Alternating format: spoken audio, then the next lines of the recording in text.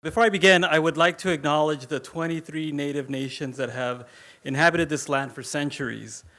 Arizona State University's 4 campuses are located in the Salt River Valley on ancestral territories of Indigenous peoples, including the acclaimed Odam and Peeposh Indian communities, whose care and keeping of these lands allows us to be here today.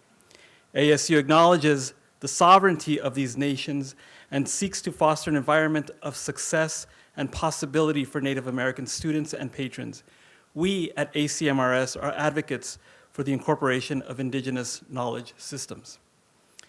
Thank you for joining us tonight. I am Ruben Espinosa, Associate Director of ACMRS, and it is my great pleasure to welcome you and to introduce my distinguished ASU colleagues, and I'm lucky to call them ASU colleagues, this evening. While ACMRS focuses on pre-modern studies, we strive to foster forward-looking practices that disrupt the perceived parameters of periodization. Events like this stand to teach us about the ways to reimagine both our pre-modern past and our futures. I could not think of a better group of people to engage in such dialogue. Tonight's event will be moderated by Ayanna Thompson, who is Regents Professor of English at ASU and the Director of ACMRS. She is the author and editor of a dizzying number of books and is one of the foremost scholars of Shakespeare alive today. She sits on the boards of many theater companies and cultural institutions, including the Royal Shakespeare Company, the Folger Shakespeare Library, and the National Parks Arts Foundation, just to name a few. In 2021, Ayanna was elected to the American Academy of Arts and Sciences. She is a Shakespeare scholar in residence at the Public Theater in New York, and she's currently working as a dramaturg for the Broadway production of Uncle Vanya, starring Steve Carell, Allison Pill, Alfred Molina, and Anika Nani Rose, and gets to rub that in our faces on a consistent basis. Larissa FastHorse is a professor of practice at ASU's Department of English. She is a MacArthur Fellow, award-winning writer and choreographer and co-founder of Indigenous Direction, the nation's leading consulting company for Indigenous arts and audiences. Larissa made her Broadway debut in the 2022-2023 season with her satirical comedy, The Thanksgiving Play. She is the first known female Native playwright to be produced on Broadway. Yay. The Thanksgiving Play has been one of the top 10 most produced plays in America for the last 2 seasons, making her the first Native American playwright in the history of American theater on that list.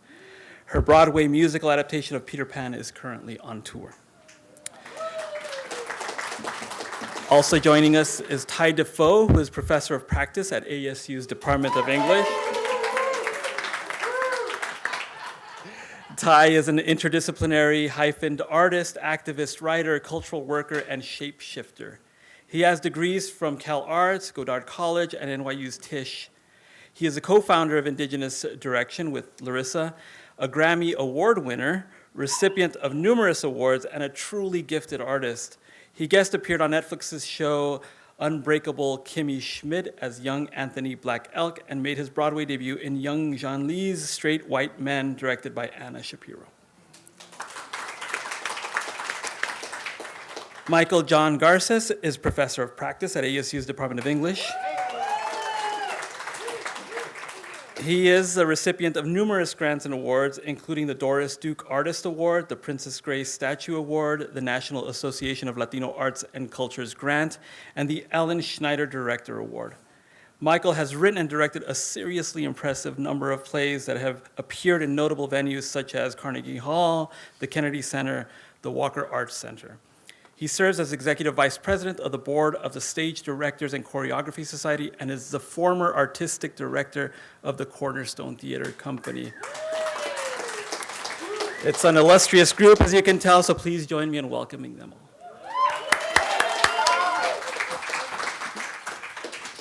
So I feel like I've had many highs in my career, but having a small part in hiring these 3 colleagues is definitely among the top of the list. So thank you all for being colleagues. I wonder if you could start by talking how you found each other to collaborate and what it was that you found in each other that was attracted you to do theater work together, and what was that connection addressing that other facets in your professional life were missing?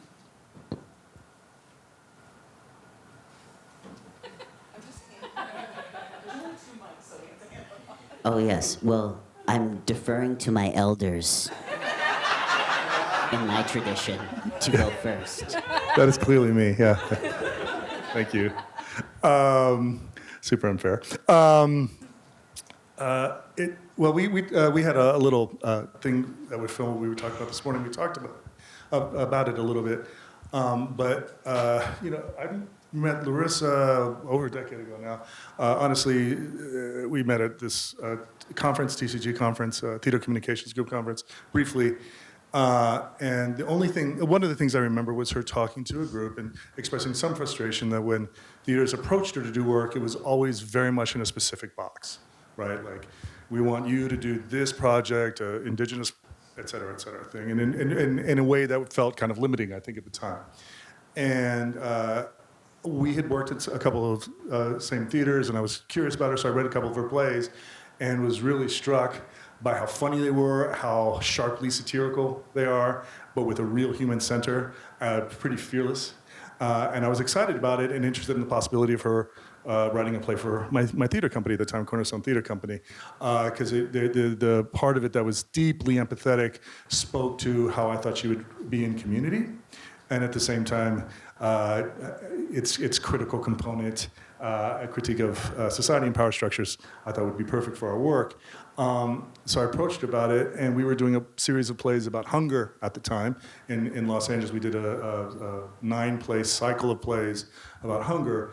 And I approached her about doing one of the plays, and at the time our ensemble wanted to do a piece about community gardens. I thought that could be really interesting, looking at community gardens in different parts of Los Angeles in the context of different social milieus, class issues, cultural issues, et cetera. And she said she was interested, and I was, okay, great, let's do this. Community gardens. And it did turn out, in fact, that she hates gardening and hates gardens, like literally hates them. And she did not tell me that at the time. But also in the first couple plays we did, they featured gardens, right? Because we did a play with Homeboy Industries, working with people coming out of gang life in that context, and they have a garden. And then we did a play with rural and urban farmers, and it wound up taking place in a garden. And then she told me she hated gardens, and so we had her come in and talk to our ensemble and say, well, what would you like to do? Like, let's just dream. And ultimately she said, I've been living in Los Angeles for 20 plus years, I think at the time, and I've never worked with the native people of this land, and that's what I want to do. And we were like, well, yeah, absolutely. And so it was sort of an interesting circle 180 from that initial meeting, but it wasn't about being boxed in, right? It was about asking and hearing, right? And that wound up being a piece that changed Cornerstone's trajectory, I think, in terms of, it's an ensemble, it's been doing community-engaged work, a lot of empathetic, deep, I would say sometimes even radical listening and collaboration, but we learned a lot doing that project about what it really meant to listen, what it really meant to be in a circle. And it caused us to question our process and our methodology and deepen it considerably. And we worked on it together, and we also thought differently about structure and about the potential for outcomes and what outcomes could possibly be, and in fact, whether it needed to have an outcome or that outcome needed to be a play. And it was very exciting, and I think it transformed all of us for the better. And then we've continued that collaboration both in the context of Cornerstone and here with, I point at Michael Reed, ASU Gamage had us come and do a project here with Cornerstone and also outside of Cornerstone. And it's been, I think, quite transformational for the company, certainly for myself as an artist. And then I got to meet Ty and work with Ty as well in the context of that work. And it's been very exciting. So that's been my journey.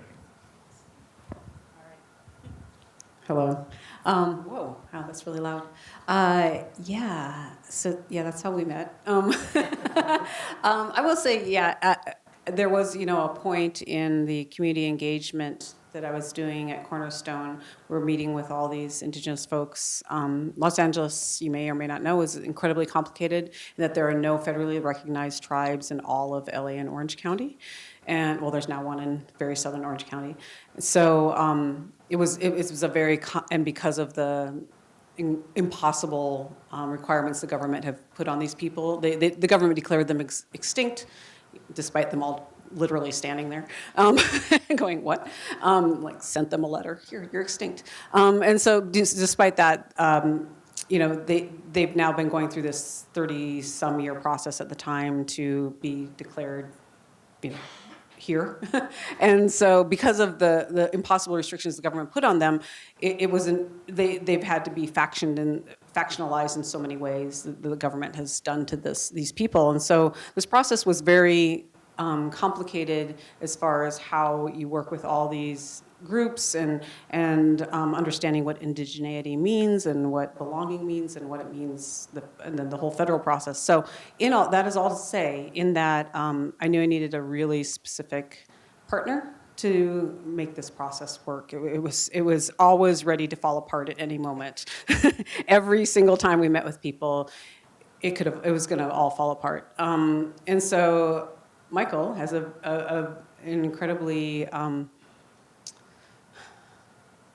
complex skill set in that he has this incredible heart and empathy and ability to be of service in a room, in all the rooms he's in this incredibly generous way.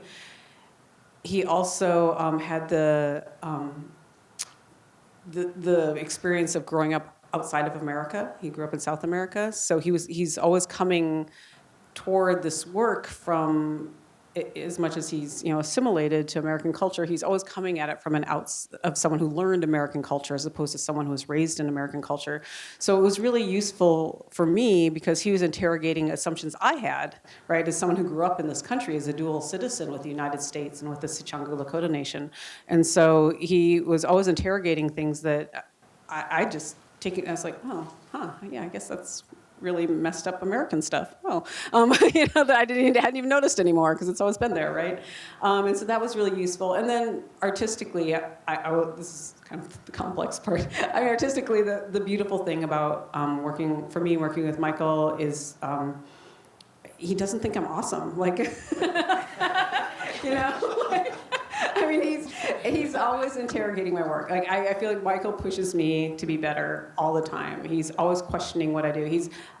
It's funny because shortly after we'd been working together, I worked with a director that was like, "Oh, every draft was great and wonderful." I'm like, "You are useless to me. I need someone that's interrogating what I do, right? Because that's what makes us better, right? And that's why we work in theater. It's a collaborative art form, and having someone who doesn't tell me I'm awesome is so great. He really doesn't. And so having someone I can have that artistic push and pull with, and trust me, I don't tell him he's awesome a lot. He'll tell you. I'm pretty tough on him as well. And so we also, the way we work together very much, it has he's the director, I'm the writer, but we do everything together from beginning to end in our processes. We do everything. So it's really unusual to find someone that you can spend that kind of intense time with now for over a decade, working on many, many shows. So anyway, so all of that is part, though, of the process that I needed, right? So that was my process. I needed, as you can say, I am an Indigenous woman, so somewhere that is part of it, right? I'm not the good one. He's better at analyzing what parts of that are because of being an Indigenous person and trying to work in an Indigenous community. But I will say, definitely, it's his skill set is very particular to working in Indigenous communities in ways that so many people I've brought into them do not have. And in his complementary, interrogation of things, and then also being of service at all times, and his humility is pretty incredible, while also being a leader. It's a tricky thing. Ty and I have been together since he was a teen. Since he was a teen, and we took a magical walk in Los Angeles, working together. We were brought together by Native Voices at the Theatre. First introduced us to each other, and when he was coming out of Cal Arts, and I was a writer, and on my second play, and we've been together ever since. That was it. Yeah, it was like that was it. It's like, to say how unawesome both Michael and Larissa are in my meeting them.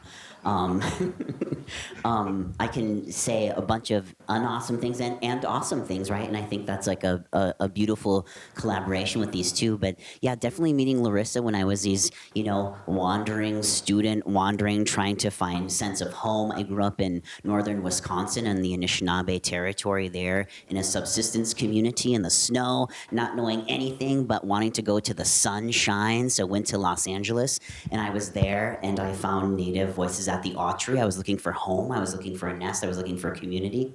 And so Larissa was there and here was this really prolific, thinking about the future writer that was there working on a show. And I wanted to be a part of that. And being raised by the matriarch, my mom being Oneida, I was like very attracted to Larissa's highly femmed ways about her. And so I was like, yeah, let's go on this walk, And I was like, who is this misfit that's interrogating some of the ways that theater is made because it wasn't how I was thinking about theater back home. And Larissa we'd go on these walks and we would, I feel like, solve the problems of rehearsal, solve the problems of the world. We were solving world peace at that time, right?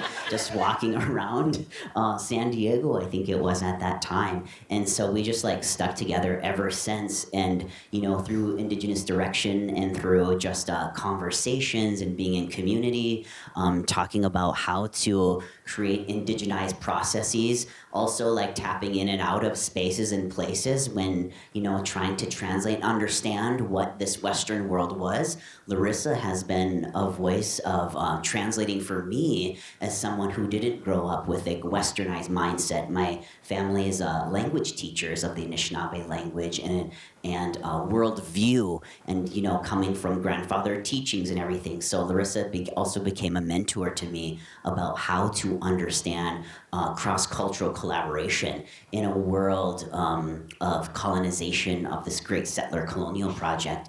So and then since then, I was like, who's this guy Michael?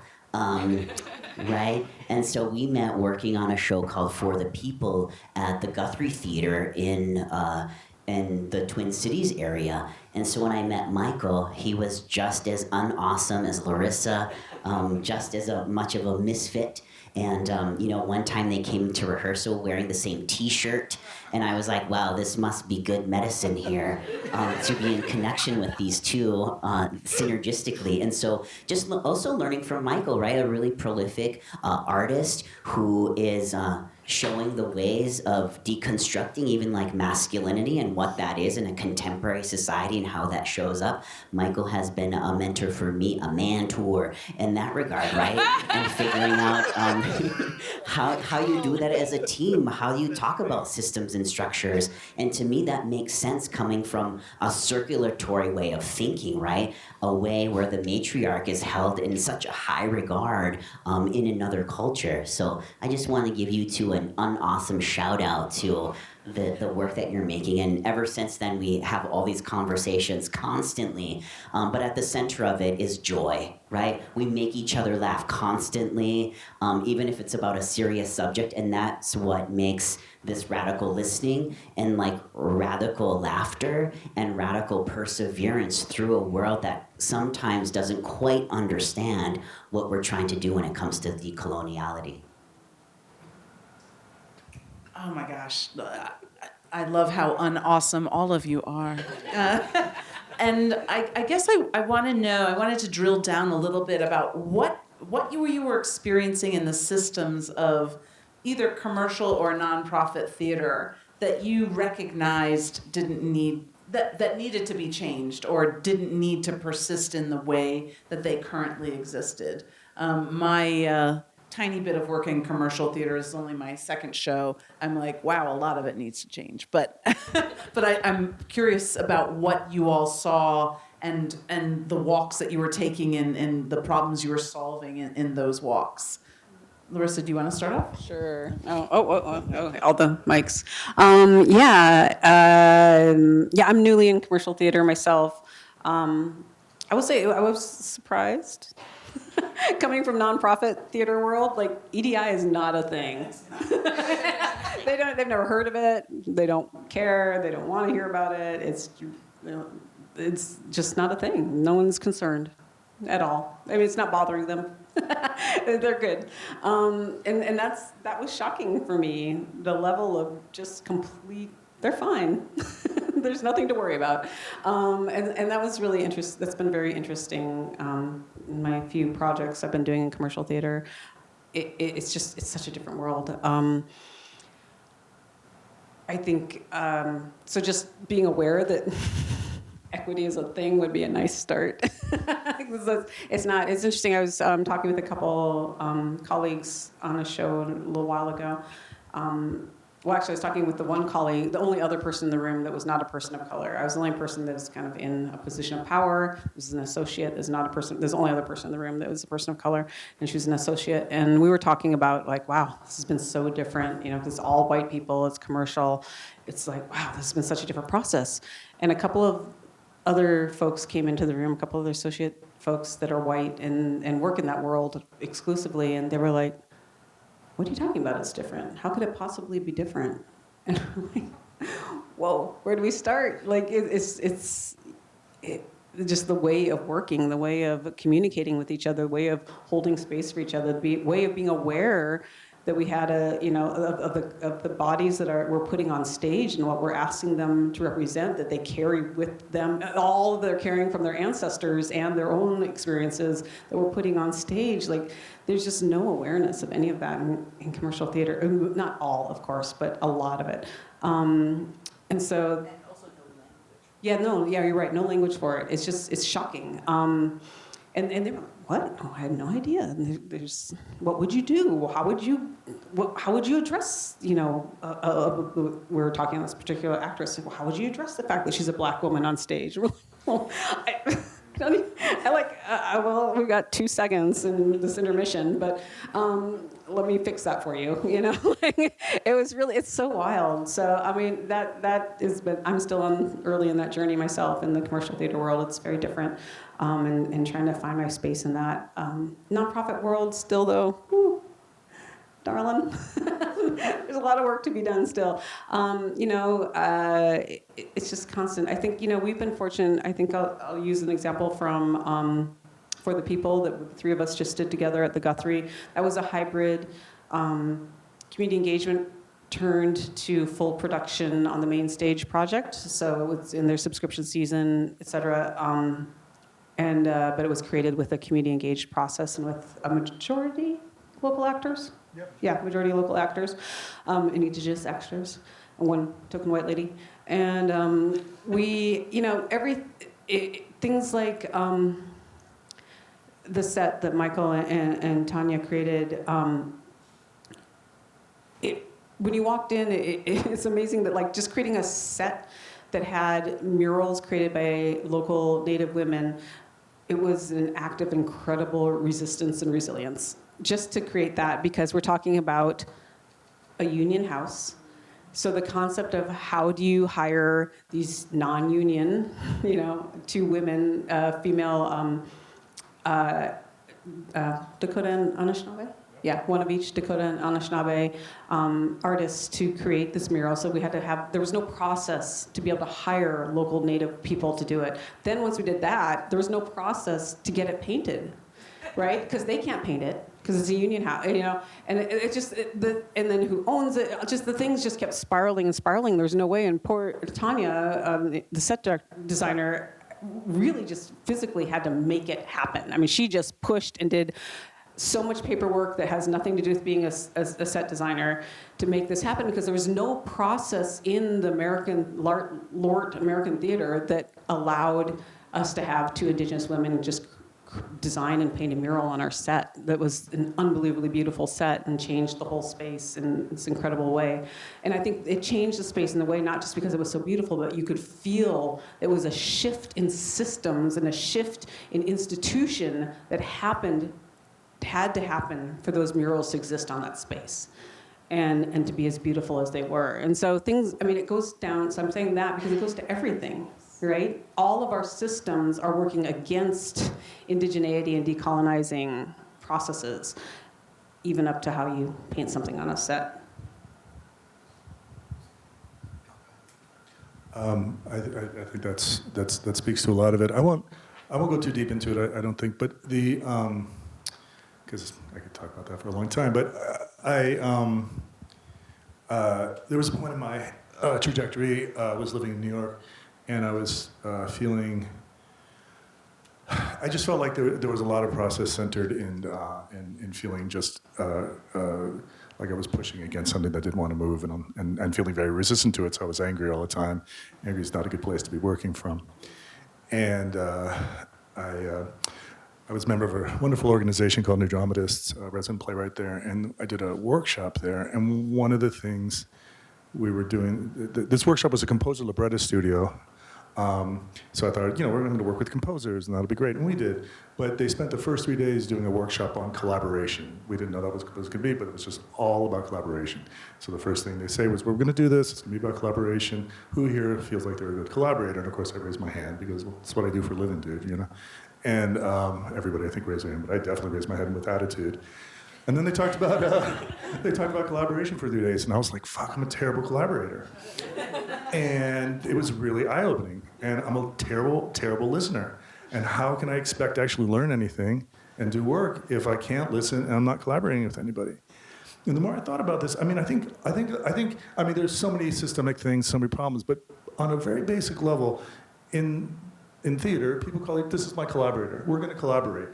And they use that word all the time, and they are not doing it. We're going to collaborate means I'm going to tell you what to do.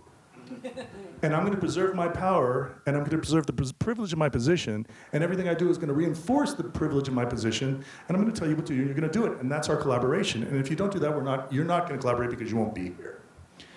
And that's a huge problem. And so I feel like everything I've done since then has been an attempt to break that paradigm, and an insistence on breaking that paradigm, like a refusal to participate in that paradigm. And it's been a long and challenging, and I fail sometimes, but that's at the core, I think, or just a succinct way to put a lot of my personal journey in terms of being in resistance to a bigger systemic problem. Yeah, for me, it's, this idea about asking the question, both in the commercial realm, as well as, like Lort theaters, as well as the various art forms that I find myself in.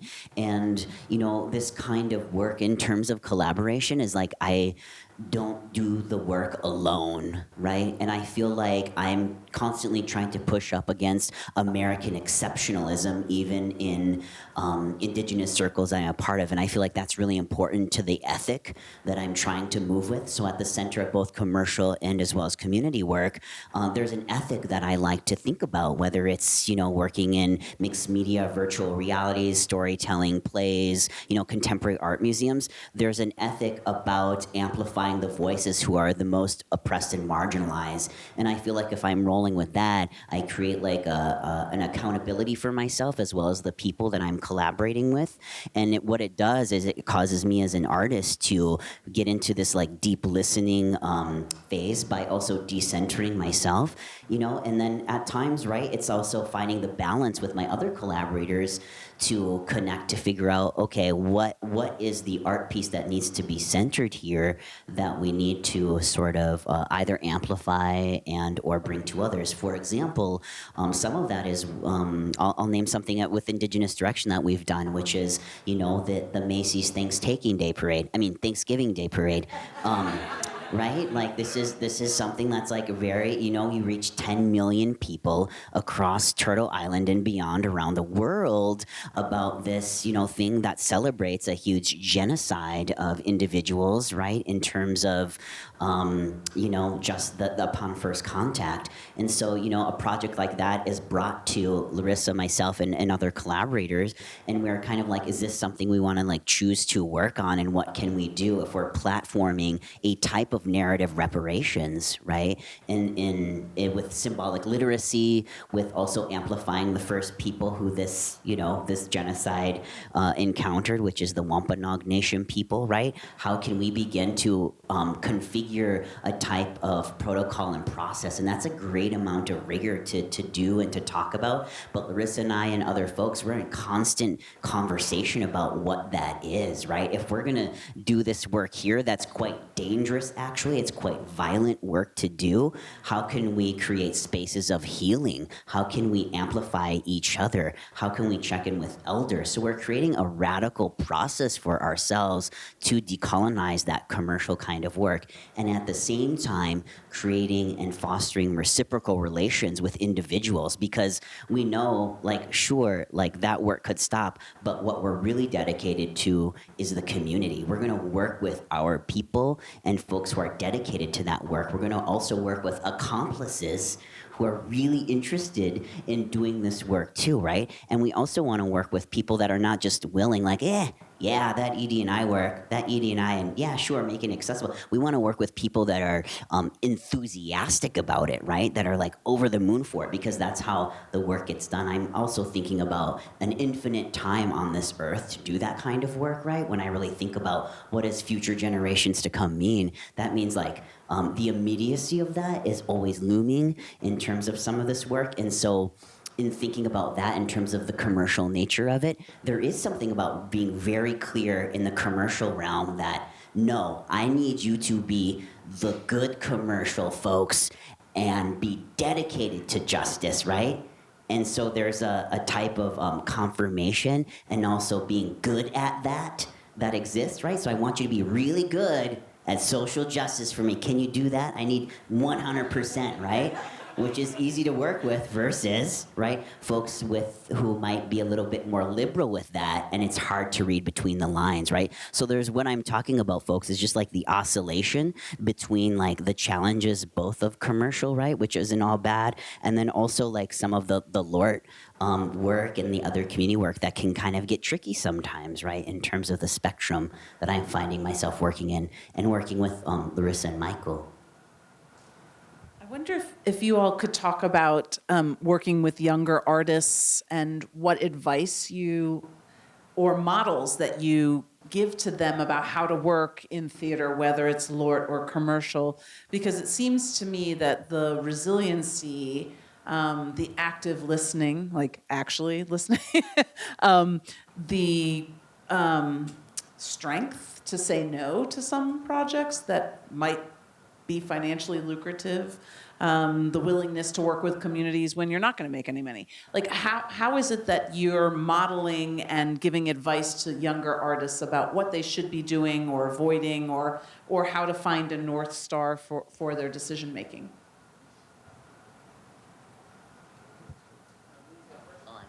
Okay.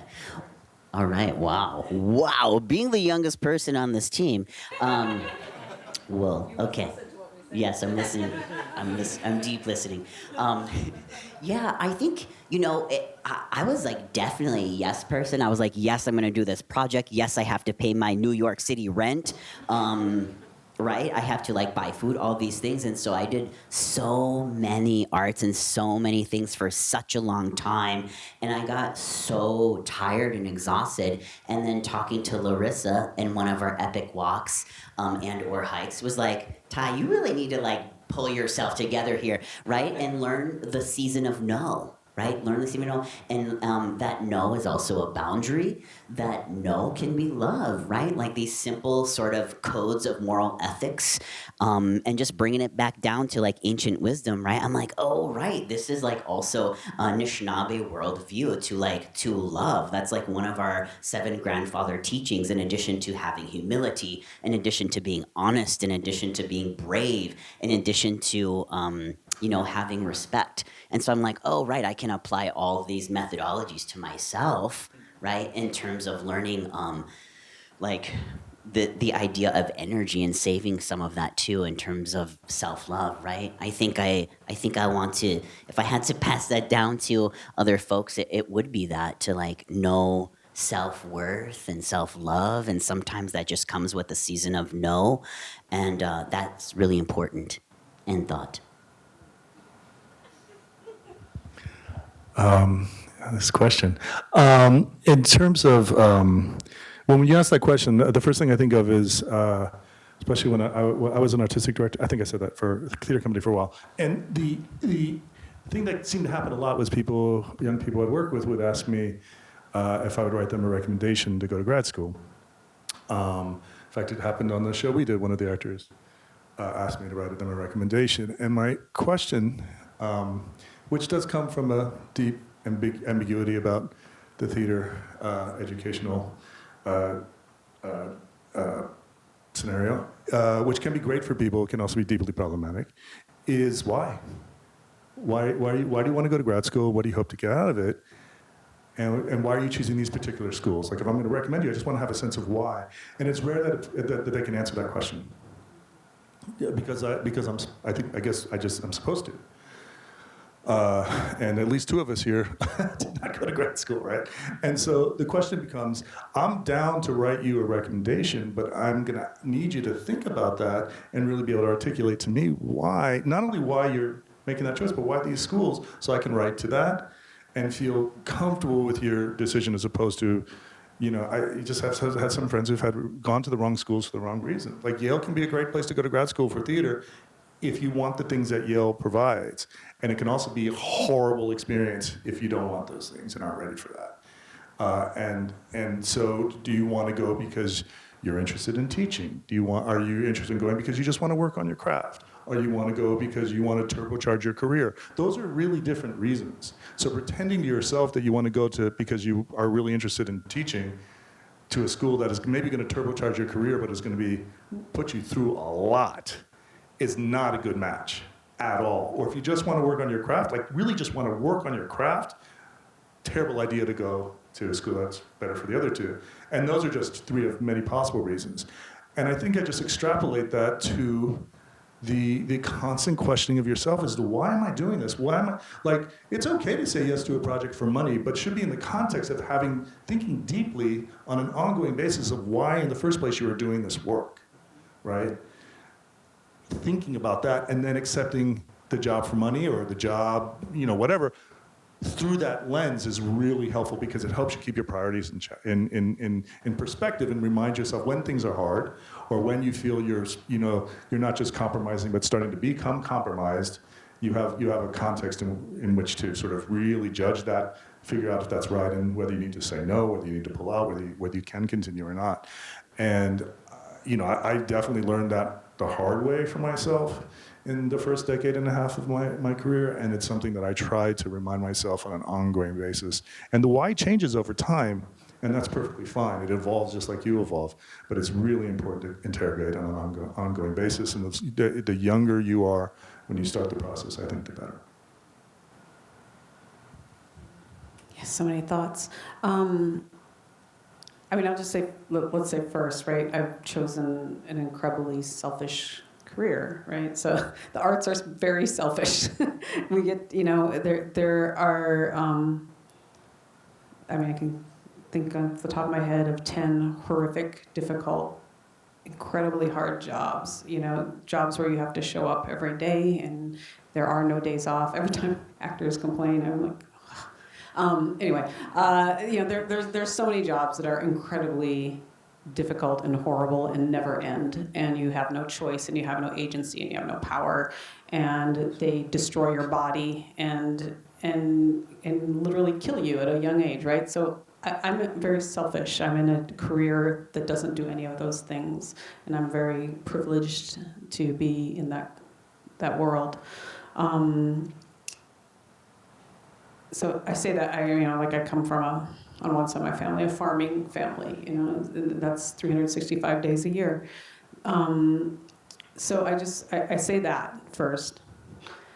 So then within that, though, so knowing that I've chosen a very selfish job, to me, then the priority as an Indigenous woman was always then, how do I make it as unselfish as possible? It's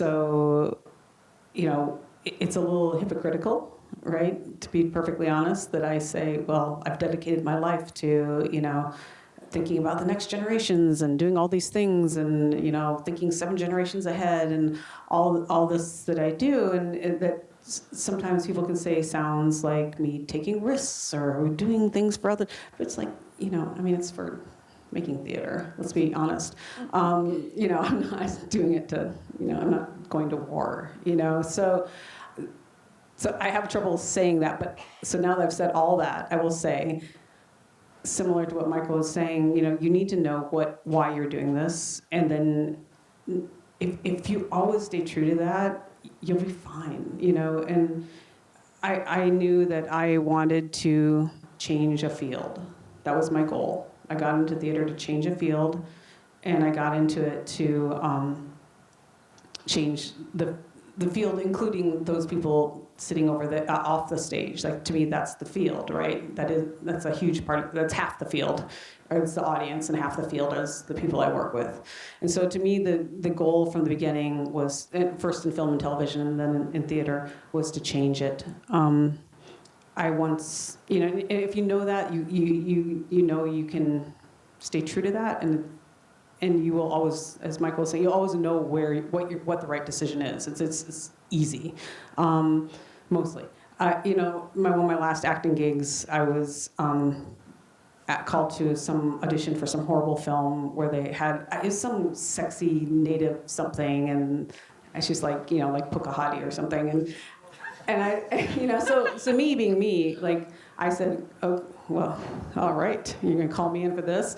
I'm gonna show up, So I drove across Los Angeles. I spent half a day. I drove across Los Angeles. I sat in this waiting room with 1,000 Native women. I'll just leave it there. All these super, hoe outfits, and I'm down with hose, but that's what they were wearing. And so I was like, wow. And so I waited, and I tried. I didn't dress especially seductively, but enough that they wouldn't kick me out of the room, right? And so I could just stay in the room.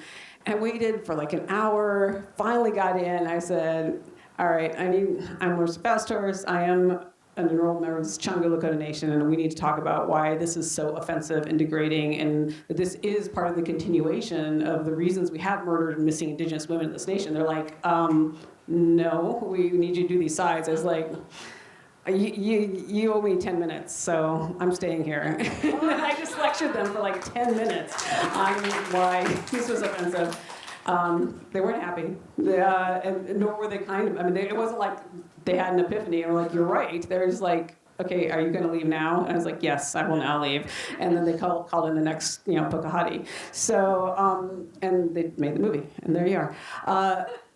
That being said, right? So that could sound like.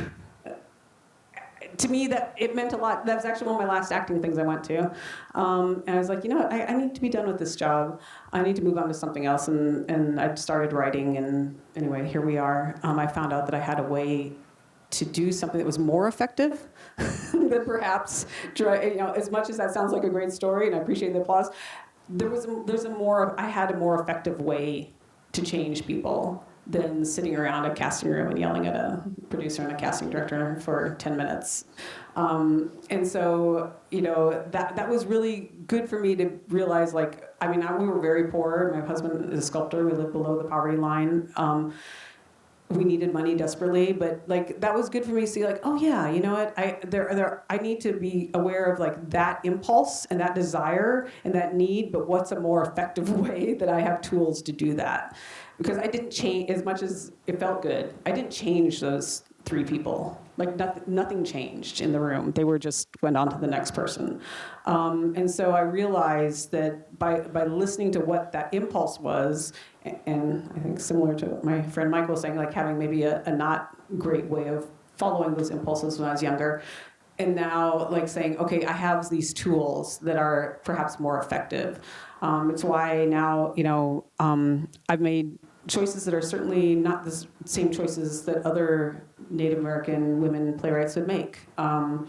Because I know that I have a particular skill set that is being a bridge between cultures, and that I understand Western theater culture, white culture. I was brought up in it. And I was brought up by white parents. And so I'm like, I get it. So I can talk to those people, and I can make them accomplices. And I can get through to them. And I can use humor, and I can use Western theater forms, and I can use my palatable color, my light color. And I can get into the room, and I can make them hear me. They will listen to me because I will speak to them in a way that they trust.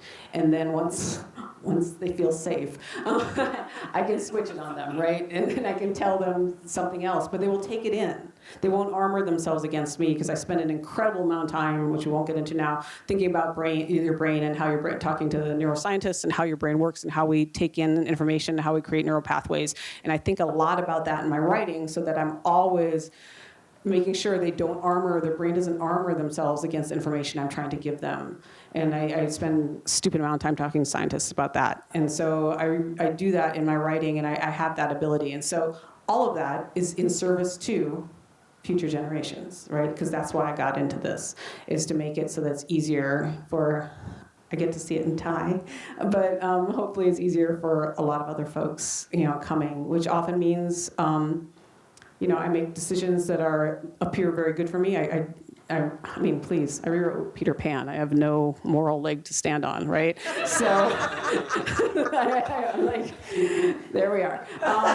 So I did that, right? But actually, Ty was one of the many people I spoke to, Indigenous folks I spoke to about that, taking on that project. And it's like, well, is there something I can do that can make it different, that can make things easier for, this was the children got me for that one, that I can affect millions and millions of children to see Indigenous people on stage portrayed in a different way and to see women portrayed in a different way. And that felt worth it to me. It does benefit me greatly, right? It's going to pay my bills for a few years at least. But at the same time, I turn down endless jobs. I mean, so many. I say no at least 20, 30 times to every yes, at least.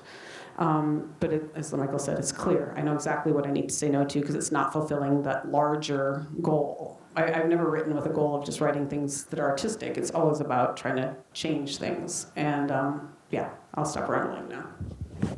Not rambling at all. I'm going to open it up to the audience. I don't know if I need to share a mic. Yes, Leah's coming to get a mic. All right. So raise your hands high, and please wait till Leah brings the microphone to you. And I will shame you all if you don't ask these amazing, unsuccessful people questions. So this panel. Oh, hello. Hi. Hey. Hi, everybody. There's posing going on. But the is about collaborating in different communities, and I'm wondering what you've come up against to show up in other Indigenous communities that aren't your own. If you want to speak on that, and what strategies you've had to use to gain trust and work in those communities. Yeah. Okay, I'll start. She asked, about collaboration communities. So we, all of us have been working in so many communities that aren't ours, any of ours. We only work by invitation, so we don't enter a community unless we're asked. And I think that's a number one thing that is where most people go wrong. So that's where it starts. They just show up and like, here, we're going to do things. And it's like, no one asked. So we don't go places. So it's interesting because we were doing a project. It was in South Dakota at one point when we were at the Water Lily Institute. And someone said, well, why haven't you come up to this particular reservation we hadn't been, one of the few we hadn't been to, and working on this project in South Dakota and in the lands of the Chetty Shakowee. And we said, well, we haven't been invited. And we're like, oh, well, I'm inviting you. And we're like, great, we'll come. But we don't go unless we're invited. It's someone else's land. So that's number one. I think we start there. I think, we come in with all of us. I was having worked with both of these guys for over a decade. I'd say we come in with the intention of being of service. So we never come in saying, here, we're going to create a theater project for you. We come in and say, hey, here, if we're invited, we say, here we are, we have these particular skills. Are any of these skills of interest to you? And if so, we would love to share them. And also, if you're interested, we could use these things together. We have this collaborative process we'd be happy to share with you if you're interested to create something together. And the answer has been no. No, thanks, not for us. And we're like, okay, great, peace out. And the answer mostly has been like yes, but we have had no's, and that's great. We've had communities where the answer was, we need you to donate food, to winterize homes for elders, to serve food, to clean up. That's what we need. And we're like, great, we can do those things. So I think the point of that, I think, is the number one thing after, the number two thing after being invited, only going when you're invited, is to, you don't just wander into someone's house and say, I'm here, let's make a play. You just don't, you shouldn't anyway. And so I think the next thing, though, is to be clear that you're there to be of service. We all have debts. I have a debt to pay standing on this land. This is not my land. I have a debt to pay standing in most lands in this country. So I need to find ways this is my way of reparations, is to be able to be of service to these communities. And if part of that service includes making a presentational project of some kind at some point at the end of this, great. We love doing that, and we're all quite skilled at that. We're fortunate we have those skills to share. But we've always said, if it's not, then that's great too.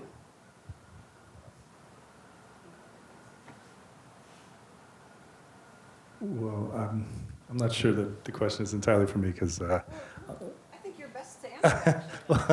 well, in terms of being other indigenous tribes, I'm not obviously indigenous, but I will say that we talked a little bit this afternoon when we were talking about some work we did recently at the Guthrie, at the Project of the Guthrie, and one of the things we were asked to do, and we did in the series of ongoing conversations with staff, was talk to their house management, because their house management was very concerned about what the audiences that would be coming, and wouldn't be their audiences, and how would they welcome this other audience, a special audience. We had to make them stop using the word special, among other things. But there was a moment in the conversation, there were many moments in that conversation, and ultimately it turned out great and wonderful and fun, and their house staff did a lovely job. But there was a moment where someone was like, well, how do I greet somebody? What do I say? I just don't know what to say. And I was like, I don't know, how about hi, welcome, we're really glad you're here. Can I help you? Thanks for coming. And that's really it, right? It's like just be a human being, right? Just listen and talk. I had the great privilege and good luck to work I was invited, it was through a whole series of events, but I wanted to be invited a long time ago, before we met, to Chiapas to work in San Cristobal de las Casas with a group called Tznatzibahom, which means House of the Writer. It's an indigenous Mayan writers collective. And I didn't know anything about Chiapas. I didn't know anything about, and I said, sure, I'll go. And so I got on a plane, I went down, showed up one day, knocked on the door and said, I'm here. And they said, okay, great. And then we would just sit in a circle. And there'd be super long silences in the circle. And, I said, well, what are we doing? And people would be like, huh.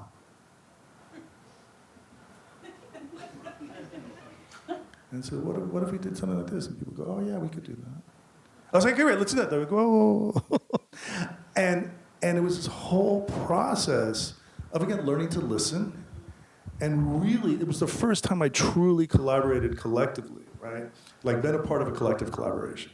And it was, and the piece we finally made, anyway, it's a whole long story. But I say that to say that, like, the way to enter that room is just to be in the room with people and not always trying to be doing something, right? It's just stop doing things and just be in the room, ask a question, and then just see what happens. If people want you in the room, if they invite you in the room, be in the room and listen. It's really, it becomes so basic. And I get a lot of calls from white institutions being like, we're doing some work with indigenous communities. We want to ask you. And I was like, well, first of all, don't ask me. I'm not the person to talk to. I can give you a list of people you should talk to. And they're indigenous. But B, just but they're so hung up on it, they're not even willing to ask the question of the people that they're, like, talk to the people in your community. Talk to people in your community. Well, who am I to say? I have no idea, dude. Talk to the folks. And they're so scared to have the conversation. I'm not sure what they're scared of, but we're in an industry that freaked out because people made a document that said, we see you. And they were like, fuck, they see us, and freaked out. And they're still in the middle of this collective nervous breakdown from having been seen. They didn't say they were gonna do anything about it. They didn't say they were gonna kill you or anything. They were gonna go take your theaters away from you. They just said, we see you, motherfucker. And people freaked out and are continuing to freak out. So that's where people are at, and just getting to the point where people can, like, okay, you see me, I'm here, all right, and be in the room together would be a huge step.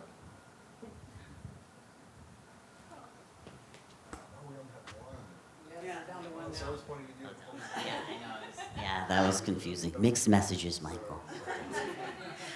Well, yeah, no, to answer this question, yeah, I worked, I want to give an example of going up to Alaska, because we've also, like, been up in Alaska to do work, and I was working on this project that was sort of like during Standing Rock era, the water is life, water is sacred, etc. And I was doing some work there in a small village community of 200 people of Yupik Nation.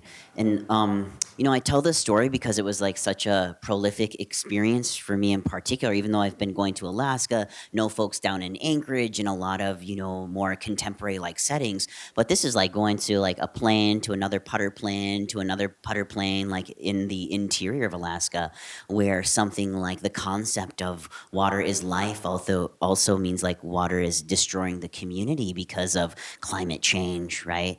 And so thinking about the folks there, going there was very different for me being a person from the Great Lakes where water is like everything, these clean water, right? So engaging in conversations about even cross-nation conversations, right? And really listening to the elders about, what is needed in that community, what needs to be brought forth to talk about both good and bad and ugly and beautiful. So I was thinking about that, and going up there to Alaska, I got the invitation from someone of that community, and I remember, like, why are you bringing an artist up here when, there's so much to discuss, so much to talk about, and thinking about going there, where there isn't necessarily even things, right? You got the illustration of the picture, things like vegetables, right?